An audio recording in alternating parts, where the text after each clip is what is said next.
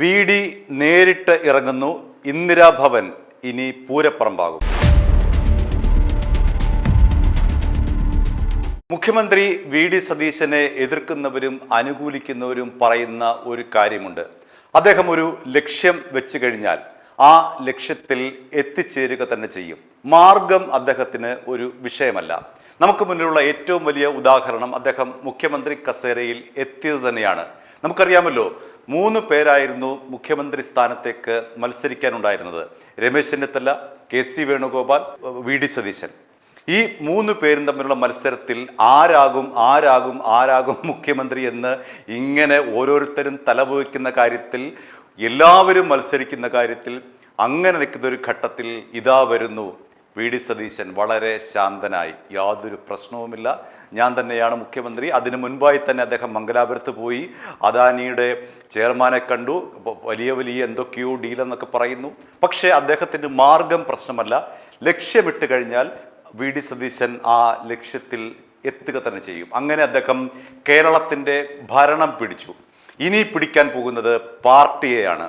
പാർട്ടിയെ ഇതാ VD സതീശൻ പിടിക്കാൻ പോകുന്നു. നമുക്കറിയാമല്ലോ, ഇപ്പോൾ A ഗ്രൂപ്പില്ല, I ഗ്രൂപ്പില്ല, തിരുത്തൽവാദി ഗ്രൂപ്പില്ല, അങ്ങനെ പല ഗ്രൂപ്പുകളൊന്നുമില്ല. കോൺഗ്രസിനെ സംബന്ധിച്ച് എവിടെയാണോ അധികാരം അവിടെയാണ് ഗ്രൂപ്പ്. ഇപ്പോൾ ഉള്ളത് VD ഗ്രൂപ്പാണ്. അങ്ങനെ VD ഗ്രൂപ്പ് കേരളം പിടിക്കാൻ പോകുന്നു. KPCC പിടിക്കാൻ പോകുന്നു, DCC പിടിക്കാൻ പോകുന്നു, ബ്ലോക്ക് കമ്മിറ്റികൾ പിടിക്കാൻ പോകുന്നു, മണ്ഡലം കമ്മിറ്റികൾ പിടിക്കാൻ പോകുന്നു. അങ്ങനെ പാർട്ടിയുടെ താഴേക്കിടയിൽ നിന്നും അങ്ങറ്റം വരെ KPCC അധ്യക്ഷ സ്ഥാനം വരെ പിടിക്കാനായി VD സതീശൻ ഇതാ നേരിട്ടിറങ്ങുകയാണ്. നേരിട്ട് VD സതീശൻ ഇറങ്ങുന്നു. ഇതുപോലെ നേരത്തെ ഭരണം പിടിച്ചതുപോലെ ഇപ്പോൾ VD സതീശൻ പാർട്ടി പിടിക്കാൻ പോകുന്നു. നമുക്ക് നോക്കാം, ഓരോന്നായി നോക്കാം. KPCC ആസ്ഥാനമാണല്ലോ തിരുവനന്തപുരത്തെ ഇന്ദിരാഭവനിൽ ആരെങ്കിലും ഇപ്പോൾ പോയി നോക്കിയാൽ അവിടെ ശ്മശാന മൂകതയാണ്. ഒരാളും തിരിഞ്ഞു നോക്കാനില്ല. ആരുമില്ലാതെ ഒരു അനാഥ കെട്ടിടം. 2-3 ഖദർദാരികൾ ഫോണും വെച്ച് അവിടെ നിൽക്കുന്നതല്ലാതെ അവിടെങ്ങും ആരുമില്ല. എന്താണ് കാരണം? KPCC അധ്യക്ഷൻ ആരായിരുന്നു? ഇപ്പോഴാരാണ്? സണ്ണി ജോസഫാണ്. അദ്ദേഹത്തിന് ഇപ്പോഴത്തെ പൊസിഷൻ എന്താണ്? അദ്ദേഹം മന്ത്രിയാണ്. ഈ മറ്റൊന്ന് KPCC വർക്കിംഗ് പ്രസിഡന്റുമാർ 2 പേരുണ്ടായിരുന്നു. AP അനിൽകുമാർ, അതേപോലെ PC വിഷ്ണുനാഥ്, 2 പേരും മന്ത്രിയാണ്. അങ്ങനെ KPCC അധ്യക്ഷൻ മന്ത്രിയായി. KPCC വർക്കിംഗ് പ്രസിഡന്റുമാരായിട്ടുള്ള 2 പേർ, AP അനിൽകുമാറും PC വിഷ്ണുനാഥും മന്ത്രിയായി. ഇനി DCC അധ്യക്ഷന്മാരുടെ കാര്യം നോക്കാം. തിരുവനന്തപുരത്തെ DCC അധ്യക്ഷനാണ് N ശക്തൻ, അദ്ദേഹം MLA ആയി. കോട്ടയത്തെ DCC അധ്യക്ഷൻ നാട്ടകം സുരേഷ്, അദ്ദേഹം MLA ആയി. എറണാകുളം DCC അധ്യക്ഷൻ മുഹമ്മദ് ഷിയാസ്, അദ്ദേഹം MLA ആയി. മലപ്പുറം DCC അധ്യക്ഷൻ VS ജോയി MLA ആയി. കോഴിക്കോട് പ്രവീൺ കുമാർ MLA ആയി. അങ്ങനെ DCC പ്രസിഡന്റ് സ്ഥാനവും KPCC ഭാരവാഹിത്വവും അങ്ങനെ ഒരാൾ തന്നെ 2 പദവി, ഇരട്ട പദവി വഹിച്ചുകൊണ്ടിരിക്കുന്ന ഈ ഘട്ടത്തിലാണ് VD സതീശൻ പാർട്ടി പിടിക്കാൻ ഇറങ്ങിയിരിക്കുന്നത്. ഇപ്പോൾ തന്നെ തിരുവനന്തപുരത്ത് അദ്ദേഹം പാർട്ടി പിടിച്ചു എന്ന് വേണമെങ്കിൽ പറയാം.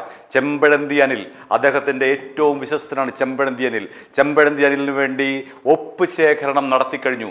ഏറ്റവും കൂടുതൽ ആൾക്കാർ ചെമ്പഴന്തി അനിലിന് വേണ്ടി ഒപ്പ് ശേഖരണം നടത്തിക്കഴിഞ്ഞു എന്നാണ് ഇപ്പോൾ അറിയാൻ കഴിയുന്നത്.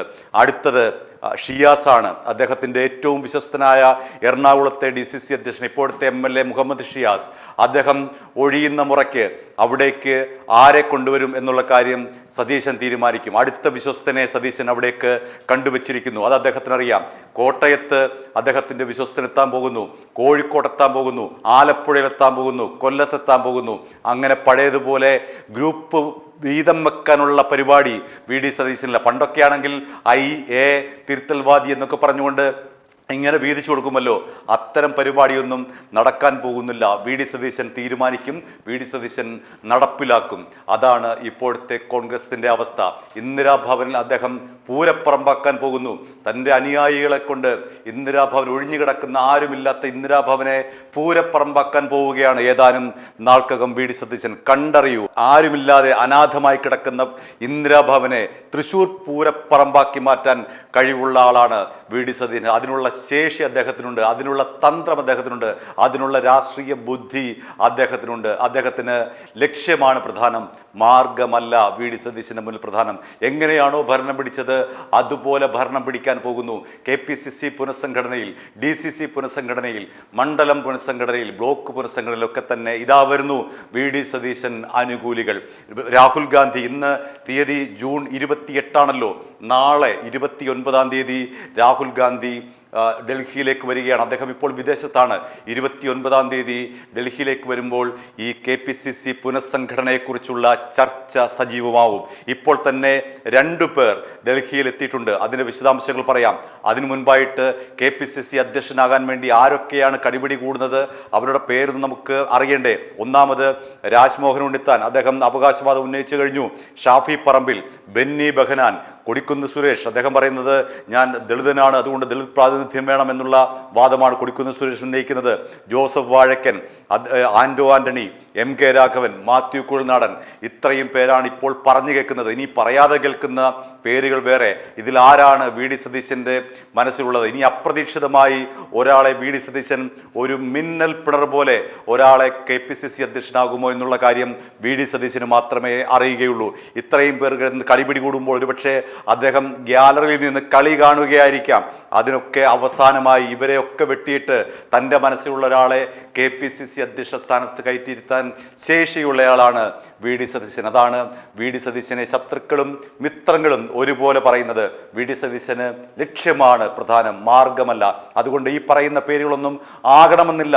KPCC അധ്യക്ഷ സ്ഥാനത്തേക്ക്, KPCC കസേരയിലേക്ക് വന്നിരിക്കുന്ന ആൾ അത് വി ഡി സതീശൻ തീരുമാനിക്കും. ഇപ്പോൾ തന്നെ ഡൽഹിയിൽ 2 പേർ എത്തിക്കഴിഞ്ഞു. ഒന്ന് ജോസഫ് വാഴക്കൻ എത്തിക്കഴിഞ്ഞു, മറ്റൊരാൾ VS ശിവകുമാർ എത്തിക്കഴിഞ്ഞു. കേരളത്തിൻ്റെ ചുമതലയുള്ള ദീപദാസ് മുൻഷി, മല്ലികാർജുന ഖാർഗെ തുടങ്ങിയവരുമായി ഇവർ പ്രാഥമികമായ ചർച്ച കഴിഞ്ഞു. ഇനി രാഹുൽ ഗാന്ധിയുമായി നേരിട്ട് ഇവർ ചർച്ച ചെയ്യാൻ വേണ്ടി ഡൽഹിയിലുണ്ട്. ഇതൊന്നും തന്നെ സതീശനെ അങ്ങനെ അങ്ങ് ആശയക്കുഴപ്പത്തിലാക്കുന്നില്ല. അദ്ദേഹത്തിന് കൃത്യമായ പദ്ധതിയുണ്ട്. മുഖ്യമന്ത്രി സ്ഥാനത്തിലേക്ക് വന്നതുപോലെ തന്നെ KPCC പിടിച്ചെടുക്കാൻ, കോൺഗ്രസ് പിടിച്ചെടുക്കാൻ, പാർട്ടി പിടിച്ചെടുക്കാൻ അദ്ദേഹത്തിന് കൃത്യമായ മാസ്റ്റർ പ്ലാൻ ഉണ്ട്. അദ്ദേഹം കിടന്ന് ഈ തേരാപ്പാര ഡൽഹിയിലേക്ക് പോകുന്ന ആളല്ല. നമുക്കറിയാമല്ലോ, ഈ മുഖ്യമന്ത്രി ചർച്ചയുമായി ബന്ധപ്പെട്ട് രമേശ് ചെന്നിത്തല എത്ര തവണ ഡൽഹിയിൽ പോയി. KC വേണുഗോപാൽ ഡൽഹിയിൽ തന്നെ ഉണ്ടായിരുന്നു. പക്ഷേ സതീശൻ എത്ര തവണ പോയി? 1 2 തവണ മാത്രമാണ് സതീശൻ പോയത്. പക്ഷേ അദ്ദേഹത്തിന് കൃത്യമായി അറിയാം എവിടേക്ക് അധികാരം വരും, എങ്ങനെ പിടിച്ചാലാണ് അധികാരം വരുന്നതെന്ന് കൃത്യമായി അറിയാവുന്നയാളാണ് വി ഡി സതീശൻ. അതുകൊണ്ട് ഈ പറയുന്ന പേരുകളൊന്നുമായിരിക്കില്ല വി ഡി സതീശൻ്റെ മനസ്സിലുള്ളത്.